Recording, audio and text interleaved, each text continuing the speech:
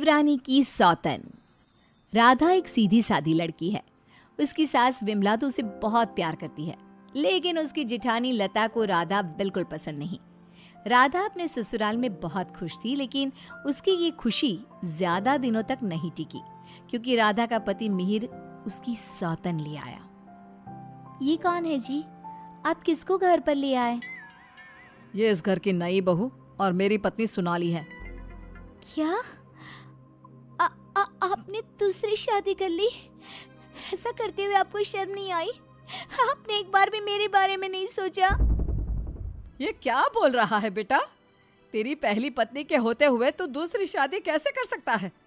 कौन है ये चुड़ैल? निकाल इसे यहाँ से। माँ राधा, अब दोनों एक बात समझ लो। मैंने सोनाली से शादी अपनी मर्जी से की है, वो यहीं रहेगी। और राधा, तुम्हें यहाँ रहना है तो रहो, नहीं तो निकल जाओ यहाँ से।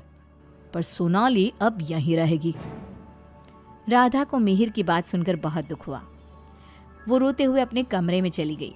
तभी मिहिर सोनाली को उसी कमरे में लाता है और राधा से कहता है, राधा, तुम गेस्ट रूम में शिफ्ट हो जाओ। आज से सोनाली मेरे साथ इसी रूम में रहेगी। ये क्यों इस रूम में रहेगी? ये मेरा कमरा है, आप इसे लेकर गेस्ट रूम में चले जाओ। ओह डार्लिंग, इस गवार को तुमने सर पर चढ़ा रखा है। छोड़ो ना, हम दोनों गेस्ट रूम में ही चले जाते हैं। वैसे भी इस रूम का इंटीरियर डिजाइन मुझे खास पसंद नहीं आया। ओके डार्लिंग, जैसा तुम कहो। मिहिर उसे लेकर चला जाता है और राधा कमरे में बैठकर बहुत रोती है। तभी वहां पर विमला और लता आ जाती हैं। विमला राधा को समझाती है, लेकिन लता अपनी देवरानी के जख्मों पर नमक छिड़कते हुए कहती है, राधा, जरूर तुम में ही कोई कमी होगी जो तुम्हारा पति तुम्हारे हाथ से निकल गया और तुम्हारी सौतन ले आया।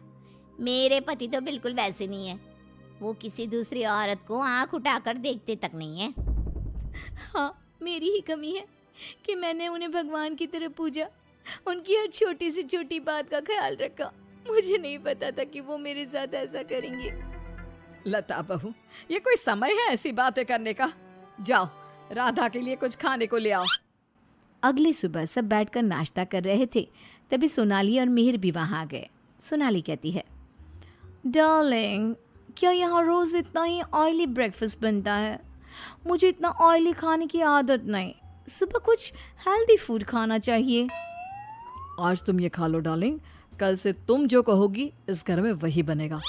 ओके डार्लिंग, मैं आज तुम्हें अपने हाथों से खाना खिलाऊंगी। सोनाली मिहिर को अपने हाथों से खाना खिलाती है। ये देखकर राधा को बहुत दुख होता है। उसके बाद मिहिर अपने ऑफिस चला जाता है। तब लता सोनाली से कहती है, सोनाली, कैसा लगा तुम्हें अपना ससुराल? अच्छा है, लेकिन यहाँ कोई भी मुझे पसंद नहीं करता। पसंद तो मुझे भी कोई नहीं करता। सब उस राधा के आगे पीछे ही घूमते हैं। चलो छोड़ो इन बातों को, आओ मैं तुम्हें घर दिखाती हूँ। लता सोनाली से बहुत बातें करती है। जब मिहिर घर पर नहीं होता तो दोनों आपस में घंटों बातें करती। लता और सोनाली की नजदीकियां देखकर विमला सोचती है, ये लता बहू हमेशा सोनाली से गुड़ पर चींटी की तरह क्यों चिपकी रहती है? राधा से तो कभी इसने ढंग से बात भी नहीं की। राधा भी तो इसकी देवरानी है और ये देवरानी से बोलती तक नहीं, लेकिन देवरानी की सौतन से चिपकी रहती है। विमला ये सब सोच ही रही होती है कि तभी वहां राधा आकर पूछती है, माँ जी, आज रात के खाने में क्या बनाऊं? अरे राधा, मुझसे क्या पूछ रही है? अपने पति से पूछ। मिहिर जी।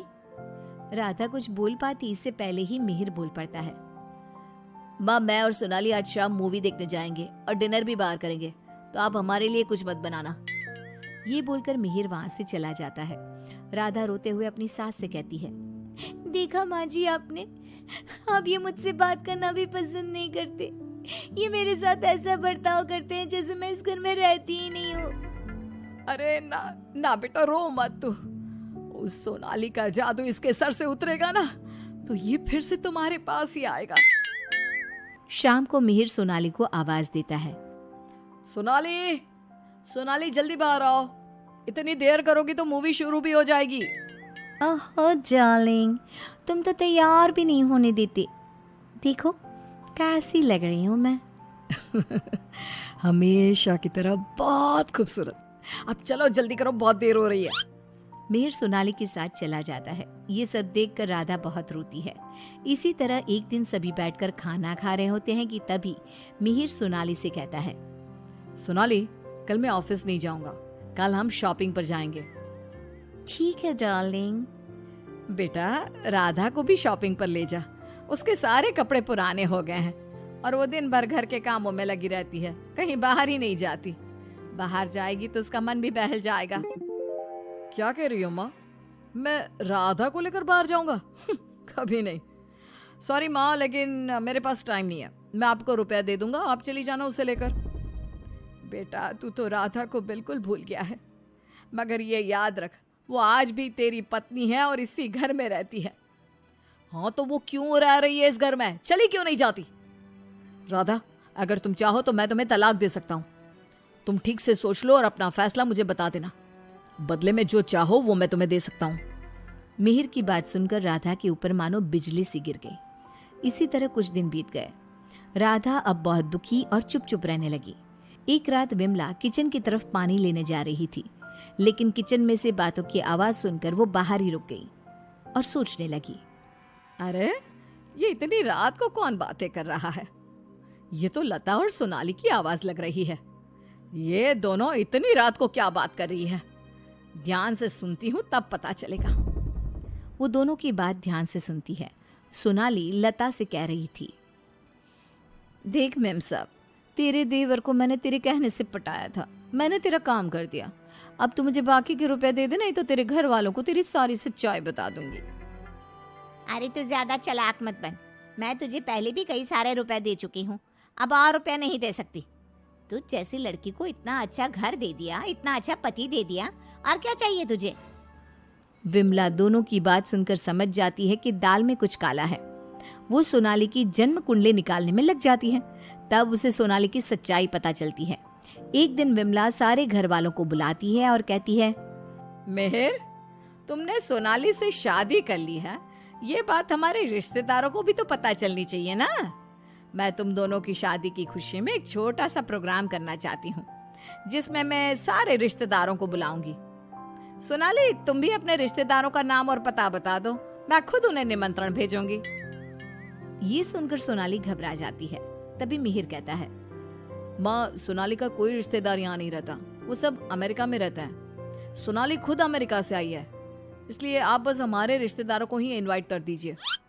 मेहर, तुम बहुत भोले हो, तभी तो इस 420 सोनाली ने तुम्हें आसानी से बेवकूफ बना दिया। यह कोई अमेरिका से नहीं आई, ये जेल से आई है, और इसके घर वाले भी एक नंबर के चोर है। ये और इसके घर वाले लोगों को बेवकूफ बनाकर घर लूट कर ले जाते हैं, और इसको तुम्हारी जिंदगी में लाने वाली है लता। लता, अब तुम बताओ, क्यों किया तुमने ऐसा? हाँ, मैंने ही सोनाली को रुपए दिए थे कि वो मिहिर को अपने प्यार के जाल में फंसा ले और मेरी देवरानी की सौतन बनकर इस घर में आ जाए। लेकिन भाभी, आपने ऐसा क्यों किया? क्योंकि मैं जलती थी तुमसे।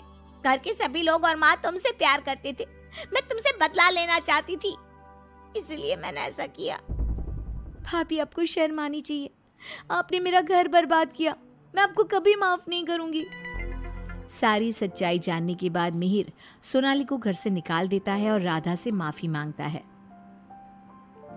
राधा, मुझे माफ कर दो, मैंने तुम्हारे साथ ठीक नहीं किया।